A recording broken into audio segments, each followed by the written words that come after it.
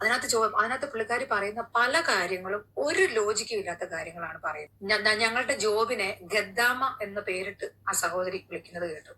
ഒരിക്കലും ഏത് ജോബിനെയും അതിൻ്റെതായ മൂല്യത്തിലും അതിൻ്റെതായ ബഹുമാനത്തിലും കാണണമെന്ന് പറഞ്ഞു പഠിപ്പിച്ചിട്ടാണ് ഞങ്ങളുടെയൊക്കെ കുടുംബത്തും നമ്മളെയൊക്കെ ഇങ്ങോട്ട് വിട്ടിരിക്കുന്നത്.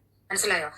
അവിടെ നിന്നോണ്ട് ബിസിനസ് ചെയ്ത് ലക്ഷങ്ങൾ എണ്ണി മേടിച്ച ആൾക്കാരെ ഇങ്ങോട്ട് കയറ്റി വിടുന്നവർക്ക് ഈ ജോബിന്റെ മഹത്വം ഒന്നും മനസ്സിലാവത്തില്ല, ഈ ജോബിന്റെ ബുദ്ധിമുട്ട് മനസ്സിലാവത്തില്ല. ഇവിടെ വന്നെത്തിയതിനു ശേഷം ഈ പ്രതീക്ഷിച്ച് വന്നതൊന്നും അല്ല കിട്ടുന്നതെങ്കിൽ അവരപ്പളേ ഡിപ്രസ്ഡ് ആയി പോവുകയാണ്. വീഡിയോ ഇട്ട കൊല്ലത്തെ ഏജൻസിയിലെ മിനി എന്ന് പറയുന്ന ആള് കഴിഞ്ഞ ദിവസം ഏറ്റവും ലേറ്റസ്റ്റ് ആയിട്ടൊരു വീഡിയോ ചെയ്യേണ്ടായി.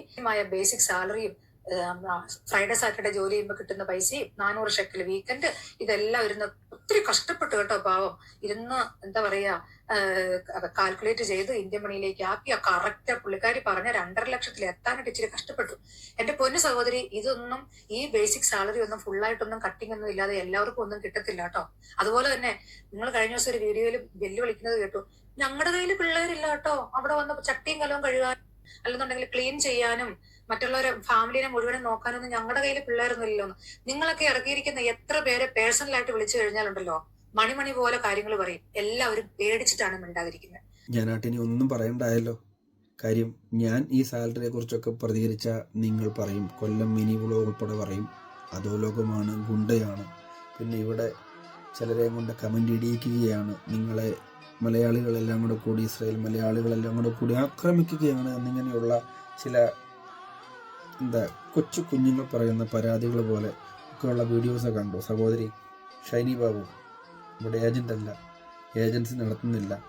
എന്നാൽ വർഷങ്ങളുടെ എക്സ്പീരിയൻസ് ഉള്ള ഒരുപാട് കെയർ ഗീവേഴ്സൊക്കെ ആയിട്ട് ബന്ധപ്പെട്ട് കാര്യങ്ങൾ സംസാരിക്കുന്ന ആളാണ്. അപ്പം ഇവരെ നിങ്ങൾ ഏത് പേരിട്ട് വിളിക്കും? അപ്പോൾ പേരിടലും മറ്റു കാര്യങ്ങളും നിങ്ങൾക്ക് ട്രെൻഡായിരിക്കാം.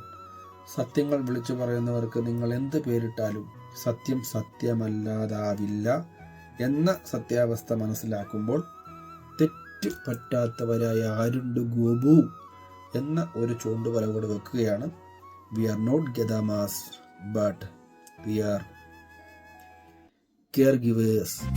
പണ്ട് പണ്ട് പണ്ടേ ഞാൻ ഇങ്ങനെ തന്നെ ഇനിയുള്ള